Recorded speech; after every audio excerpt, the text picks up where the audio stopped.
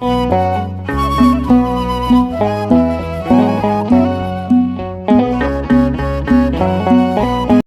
ወንጌል ምዕራፍ 1 ቁጥር 1። እሺ ምን ይላል? በመጀመሪያ ቃል ነበር፣ ቃልም እግዚአብሔር ነበረ። በመጀመሪያ ቃል ነበረ፣ ቃልም ከእግዚአብሔር ጋር ነበረ፣ ቃልም እግዚአብሔር ነበረ። እሺ በመጀመሪያ ቃል ነበር፣ ቃልም በእግዚአብሔር ዘንድ ነበር። ቃል ማን ነበር ይላል? እግዚአብሔር ነበረ። ቃል ማን ነበር? እግዚአብሔር ነበረ። እሺ 14 ላይ ዝቃርክ ቆይ ተረጋጋ እንጂ እዛው ላይ ሂድ እንጂ። እሺ ሂጅለት። በመጀመሪያ ቃል ነበር። ይህ ቃል ከማን ጋር ነበረ እያለ ነው? በእግዚአብሔር ዘንድ ነበረ። በእግዚአብሔር ዘንድ ነበረ ደግሞ ያ ቃል ማን ነው እያለ ነው? እግዚአብሔር ነበረ። ይህ ቃል እግዚአብሔር የነበረው ቃል ከእግዚአብሔር ጋር ከነበረው ቃል ጋር እኩል ነበረ ወይ ደግሞ ራሱ ነበረ ነው ወይስ ደግሞ ስንት አካል ነው እዚህ ጋር ያለው? ስለ ስንት አካል ነው እየተናገረ ያለው? ስለ ሁለት አካል፣ ስለ አንድ አምላክ እያወራ ነው። ስለ አንድ እግዚአብሔር ግን ስለ ሁለት አካል ነው አይደል እየተናገረ ያለው? እሺ አሁን ቁጥር 14 ላይ መሄድ ትችላለህ። እሺ አርግለት፣ ዝቅ አርግለት። አሁን ቁጥር 14 ላይ ሄድ ስላልከኝ ነው። ስለ ሁለት አካል ከሆነ ተስማምተናል። እሺ ስለዚህ ቁጥር 14 ላይ ሄድ። ቃል ማን ነው? እግዚአብሔር። ቃል ስጋ ምን ማለት ነው? ስለዚህ እግዚአብሔር ነው ስጋ የሆነ ወይስ? ስለዚህ አትበል። ቃል ስጋ ሆነ። ቃል ማለት ኢየሱስ ነው። እሺ ወደ አንድ ተመለሽለት። አሁን ደግሞ እስኪ ቃል ማን ነው? ቃል ኢየሱስ ነው። እሺ አሳየታለ ኢየሱስ የሚለው። እሺ እንደዛ ከሆነ እኮ እግዚአብሔር ከእግዚአብሔር ጋር ነበር ልኮን ራሱን እግዚአብሔር እንዴት ይሆናል? እግዚአብሔር ማለት ነው ማለት ነው የብሔር ሁሉ ገዢ ነው። በቃ የፍጥረታት ሁሉ በላይ አምላክ የፍጥረት ሁሉ ገዢ ነው። ቃል ተብሎ የተገለጸው ማን ነው? ቃል እኮ እሱን እኮ ነው የምነግርህ እኮ። ይሄን ብቻ አንብብልኝ እንደ ስለመድኃኒዓለም እንደሱ ስለጉልበት። እሺ ችግር የለም። ቃል በቃል ከሆነ ቃል እግዚአብሔር ነው። ተቀበል። አይምሮ ውስጥ ያለውን አሳብተው። ቃል ማን ነው? ተቀብያለሁ። ቁጥር 14 ላይ ወዳጅ ቃል እግዚአብሔር ነው። ተቀብያለሁ። ቃል ማን ነው ይላል እዚህ ጋር አንድ ላይ ቃል ማን ነው ይላል ወንድማችን።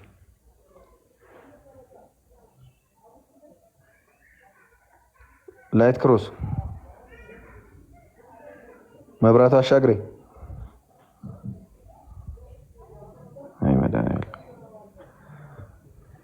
ኧረ ወንጌል በውስጣት አትሰበኩ ቅዱሳን ወገኖች እባካችሁ።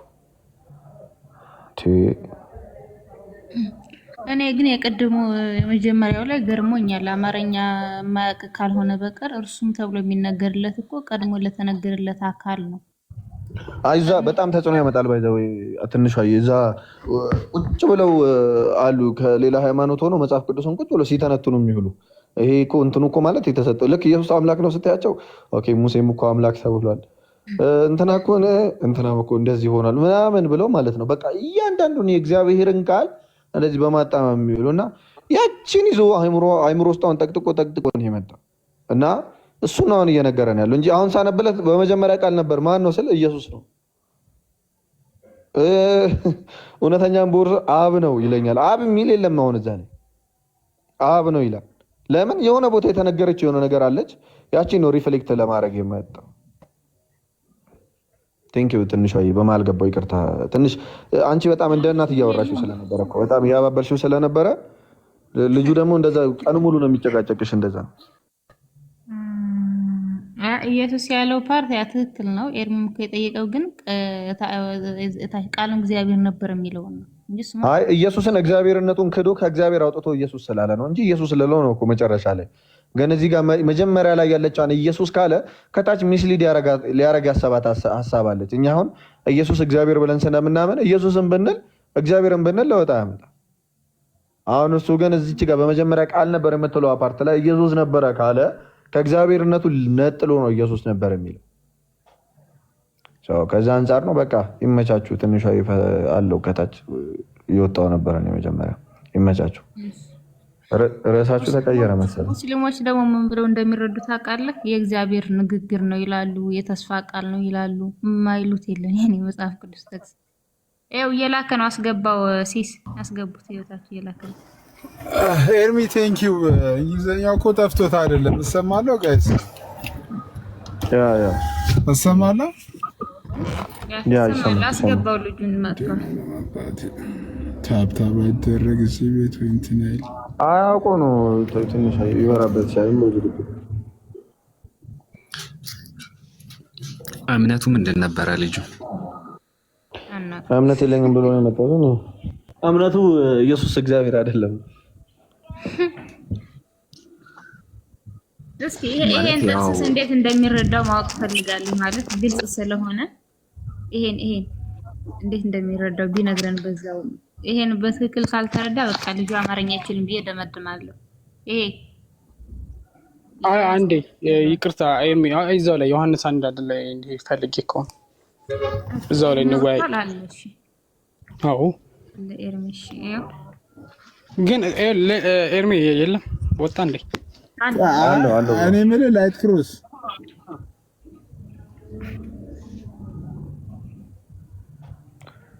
ክሮስ እቺ የሰማውን ይናገር።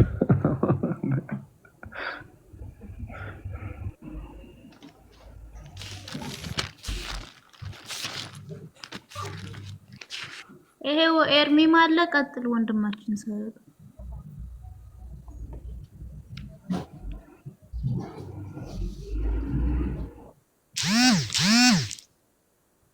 ላይት ክሮስ እያነበብ ይጠየቃል። ከራሳቸው መጽሐፍ ነው የምጠይቀው ካሁን በኋላ። ቆይ ላይት ክሮስ አረ እንደው ስለመዳራ ነው ወይ ሌላ ጊዜ በደንብ ያዘጋጁና ይላኩስ። አረ ምክክሩም እየተሰማኝ ነው። ባይዘው ብሮ ራቅ ብለህ መከ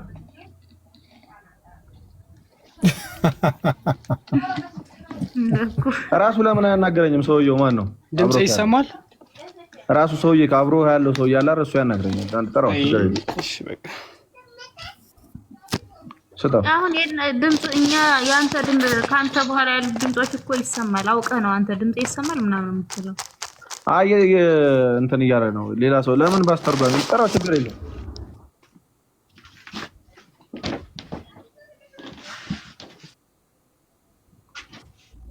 ላይት ክሮስ ኧረ እየጠበቅንህ ነው። ድምጽ ይሰማል? እሺ አሁን አይ ይሰማል። ሲሶ አረ ይሰማል። ወንድማችን በእግዚአብሔር ይሰማል። አይደለም የሱ እኮ የሚያሾካሹክ ድምጽ እሱ ጋር ነው ያለው አይደል? ሲሶ የሆነ የሚናገር እሱ ጋር ነው። እኔ ጋር ምንም የለም። ታዲያ እየተሰማው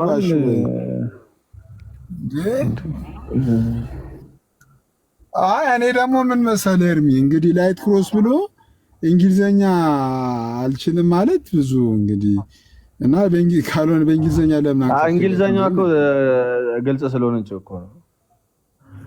እንግሊዘኛ ግልጽ ነች፣ አትመችም ለማጭበርበር። እዛ ቦታ ላይ አማርኛው አክቹዋሊ ካልገገምክ በስተቀር አይለየም።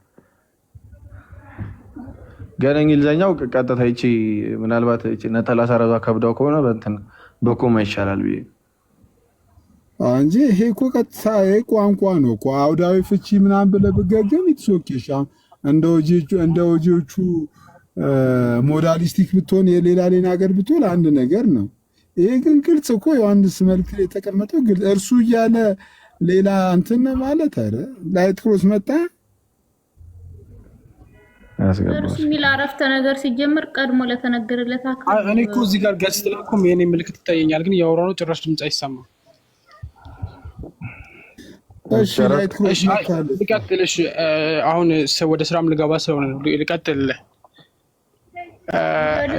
ስላነበባችሁት ታወራላችሁ። ዮሐንስ አንዳንድ ላይ አይደል ያለ ነው። ክፈታው። እሺ ትንሹ አንድ ዮሐንስ አንዳንድን ክፈችለት።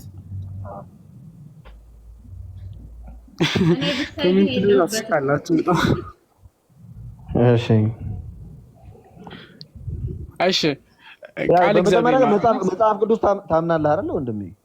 ቃል ስለማመን ነው እዚህ ጋር እየተወያየን ያለ ነው። ቃል እግዚአብሔር ነው አይደለ?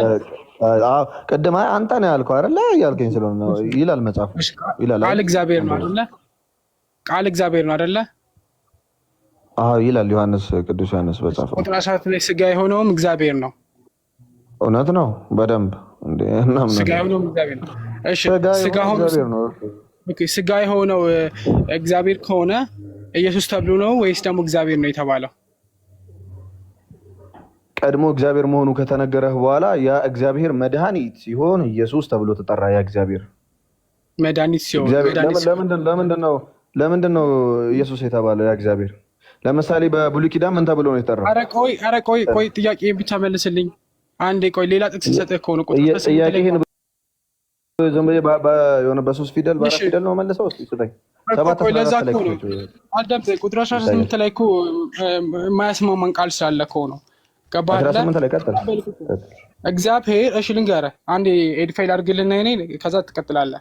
ቃል እግዚአብሔር ነው። እሺ ከዛ ቃል እግዚአብሔር ቃልም ስጋ ሆነ የሆነው የስጋ የሆነው እግዚአብሔር ከሆነ እሺ ስጋ ሆነ። ቁጥር 18 ላይ ምን ይላል? በየትኛውም ጊዜ መቼም ቢሆን እግዚአብሔርን ያየ አንድም እንኳን የለም። በአባቱ እቅፍ ያለ አንድያ ልጅ እርሱ ተረከው ነው። ማን ነው ይሄኛው? እዚህ ጋር እግዚአብሔር ከሆነ የትኛው እግዚአብሔር ነው የተረከው ከሆነ? እግዚአብሔርን በመለኮት በዛ በሙላቱ በሰውነት ሳይገለጥ ያየው የለም እስካሁን ድረስ። እሺ ማንም አላየውም፣ ግን እግዚአብሔር በሰው ሆኖ ታይቷል። እግዚአብሔር በክርስቶስ ሆኖ ሚላላ አሳየኝ። የመለኮት ሙላት በሰውነት ተገልጦ ይኖራል የሚለውን አሳየኝ። ኧረ እኔ እሱ መጽሐፍ አልቀበልም፣ ወደዛ አድርግልኝ። የፍቺን አልቀበልም። እዚህ ጋር ባለው ብቻ አላልኩም። ኧረ አማርኛ ነው እባክህ፣ መጽሐፍ ቅዱስ ነው። ኧረ ተረጋጋ። ቆይ ወንድማችን የመለኮት ሙላት በሰማይ የነበረው በሰውነት ተገልጦ ነው የመጣው። አየህ፣ በዛ በመለኮት ሙላቱ ቢገለጥ የሰው ልጅ ሊችለው አይችልም። እሺ ለእንዴ ይላል አስተራቅ አድርገው በእርሱ የመለኮት ሙላት ሁሉ በሰውነት ተገልጦ ይኖራል። እሺ የመለኮት ሙላት በሰውነት ተገልጦ ነው የታየው እንጂ እግዚአብሔር በዛ በመለኮት ሙላቱ ከሰማይ ዘሎ አልወረደም። ለዛ ነው ፍጹም ሰው ፍጹም አምላክ የሚባለው። ግን ኢየሱስ እግዚአብሔር ነው። አዎ በደንብ ሰውማ ከሞተልን ኢየሱስ ሰውማ ከሆነ ሰው ብቻ ፍጥረት ብቻ ከሆነማ ያ ፍጥረት ሊያድነን አይችልም። የሰው ልጅ ሊያድን አይችልም። የፍጥረት ስጋ ያ ስጋው የእግዚአብሔር ስጋ ስለሆነ ነው ያዳነው። ቀጥል። እያስረዳህ አይደለም እስኪ ጨርስ ነው እኮ የተረዳው። ጆሮውን ከፍተህ ስማ። እኔ እኮ ለማስረዳት ነው።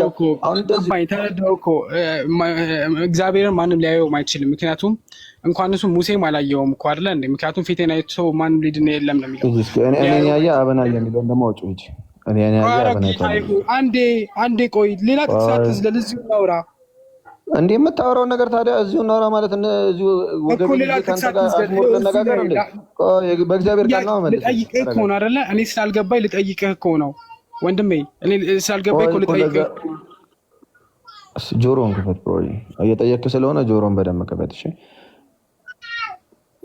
አንድ ጥያቄ ስትለቅ እዚህ ጋር መንፍቅና እየለቀክ ነው ህዝቡ ላይ የምትሄደው። ስለዚህ ክሊር ማድረግ አለብን አንተ የምታወራውን እያንዳንዱን ነገር እንጂ ዝም ብዬ ከአንተ ጋር እንትን ስል ሌላው ሰው ላይ ጥያቄ እንዲፈጠር አልፈልግም። እግዚአብሔርን በመለኮት ሙላቱ በዛ በመለኮት ከሰማይ ወርዶ ስጋ የሆነው ማን ነው?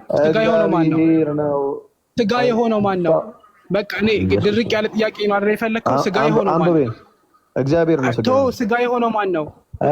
ስጋ የሆነው ማን ነው? እግዚአብሔር አይደለ? እግዚአብሔር አይደለ? ስጋ የሆነው እግዚአብሔር ነው አይደለ? ይህ ስጋ የሆነው እኮ ኢየሱስ ነው ተብሏል አይደለ እንዴ?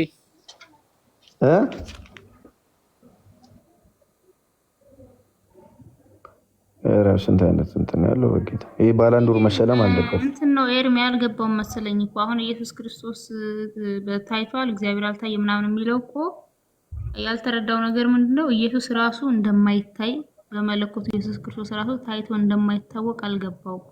ኢየሱስን አይተናል የምንለው በስጋ ነው እንጂ ኢየሱስ ራሱ የማይታይ አምላክ ምሳሌ ብሎ ቆላስይስ ምዕራፍ 1:15 ላይ እኮ ኢየሱስን እኮ አላየነውም በመለኮትነት ክብሩ። ልክ እግዚአብሔርን ያየ አንድ እንኳ የለም የሚለው ጥቅስ ለአብ ነው የተነገረው፣ አንድያ ልጁ ተረከው ይላል። ክርስቶስም ግን እንደ አብ አልታየም፣ የማይታይ ነው። የታየው ክርስቶስ በምንድነው? በስጋ የተገለጠ ይኸው በስጋ የታየ ተው እግዚአብሔር የተነገረለት ይኸው ለመላእክት የታየ ለአብ የተሰበከ በምን በስጋ ተገልጦ ማን እግዚአብሔር አንድያ ጢሞቴዎስ 3:16 ላይ እሱን አስረዳው ኤርሚ። ምናልባት ይሄ ያልገባው መሰለኝ። እሺ ላይት ክሮስ እስካሁኖች እኮ በጣም ግልጽ ናቸው እኮ የሰጠነው ጥቅሶች እኮ። እሺ እግዚአብሔር በዛ በመለኮት ሙላት በዛ መለኮት ማንም አላየውም። እግዚአብሔር ስንል ስለ አብ ብቻ እያወራ ነው። ስፔሲፊክሊ እግዚአብሔር ሲል ልክ እንዳየው አንደኛ ዮሐንስ ላይ ስለ አብ ያወራል፣ ስለ ወልድም ያወራል። እና እንደዚህ ደግሞ ስልክ እየተቀበልክ ከሆነ ጠቅለል አድርግና ተማርና በደንብ እንደዚህ ለመጠየቅም እንዲመችህ እንደዛ ይሻላል እንጂ አሁን ሰዓታችንን ነው የሚገለው። ሲሶዬ ሌሎች እንዳያወሩም እንትን ይሆናል። አሁን በፎርሹር ስልክ እያወራ ምናምን ነው እየተዘጋጀ የሚመጣው። እቺን ጠይቃቸው እስኪ እዚህ ጋር እንደዛ ከሆነ ታዲያ እንዴት እንደዚህ ይሆናል እየተባለ ማለት ነው። እኔ ግን በዚህ ጉዳይ ልጁ ከወረደ አንብቤ ከወደድኩት የዮሐንስ ወንጌል በቅዱስ ዮሐንስ ትርጉም ልንገር ላሳያችሁ። እሱን ካለ ይማራል ስጨርሱ ማለት ነው። ስለሌለ ወንድማችን ካለ አለሁ በል። ማነው ኤርሚስ አይወድ ሌላ ቦታ ምቆም ቅድም ገና ስለ ስራና ስለ እምነትና ስለ ስራ እያወራሁ ልግባ እያለ ነበር። ቅድም እኮ የሆነ ቦታ እሱ መሰለኝ ልጁ ካለ ብዬ ነው። ልጁ ትመለሳለህ ወይስ አንተን እየጠበቅን ያለ ነው? ይበቃናል ወይ ሌላ ሰው ካለ ይባ ወይ ይበቃናል?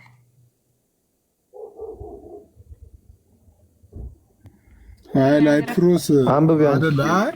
ባይዘው እንደዚህ አይነት ሰው ላለማመን ወስኖ ገግሞ የመጣ ሰው ስለሆነ እንትን ነው ማገዶ ነው የሚፈጀው እንጂ እንትን አይበስልም። እንዳይነሱ ትንሹ አንብብሽ እንትን ነው ይሄ ቅዱስ ዮሐንስ አፈወርቅ ነው ያብራራውና እኔ ሁሌ እላለሁ በጣም ከወደድኩት ነው። ይሄ እግዚአብሔርን ያየ አንድስ እንኳን የለም የሚል ቅዱስ ዮሐንስ ወንጌልን የተረጎመበት ነው።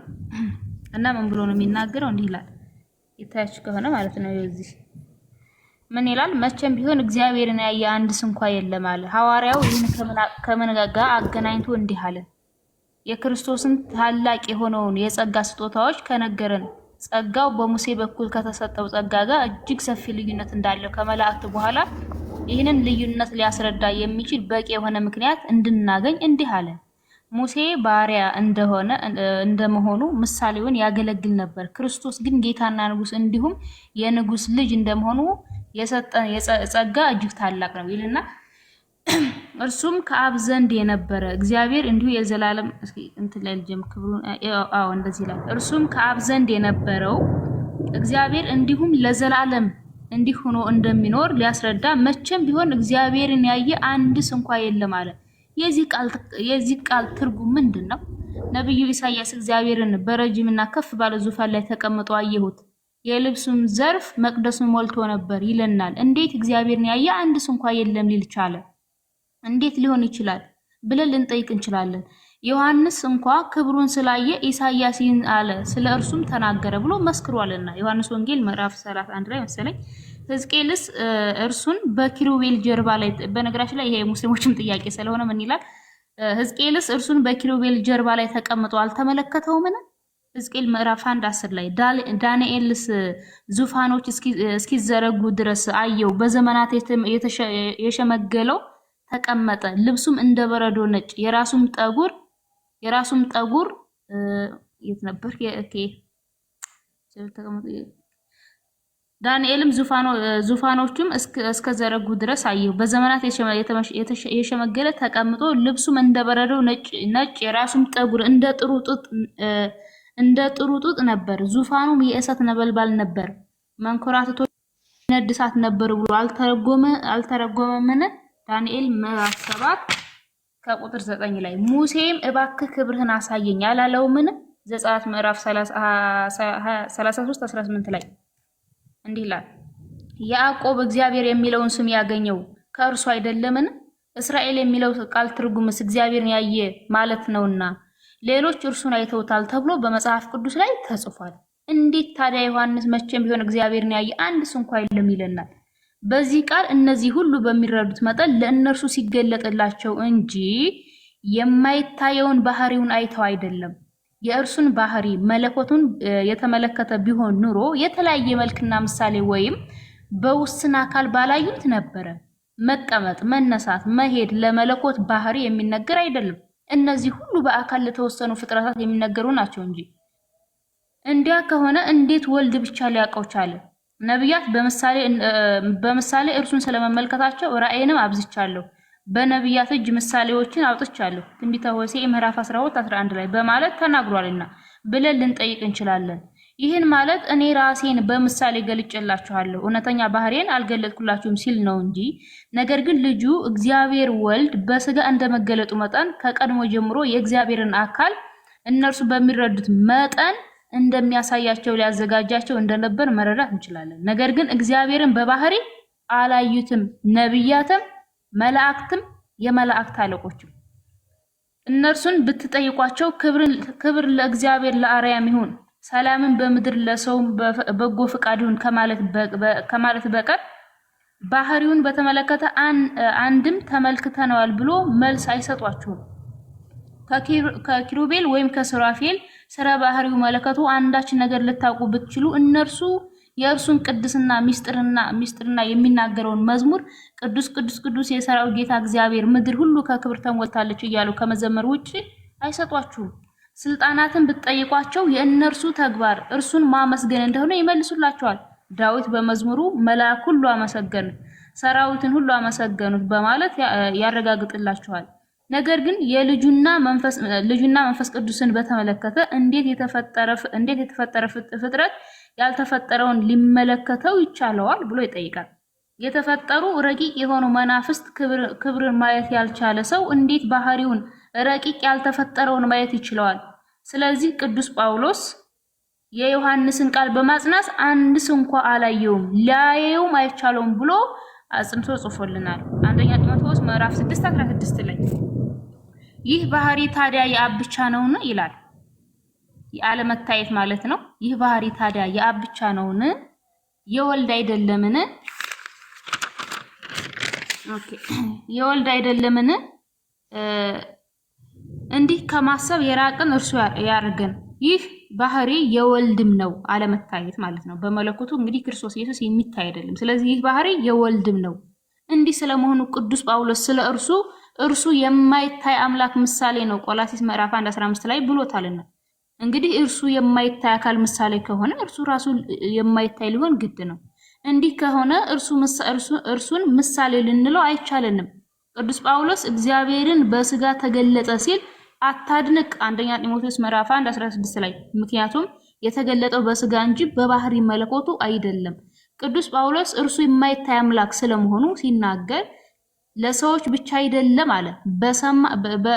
ለሰዎች ብቻ አይደለም አለ፣ በላይ በሰማይ ላሉ ኃይላትም ጭምር በስጋ የተገለጠ በመላእክትም የታየ ብሎ ጨምሮታልና ይላል።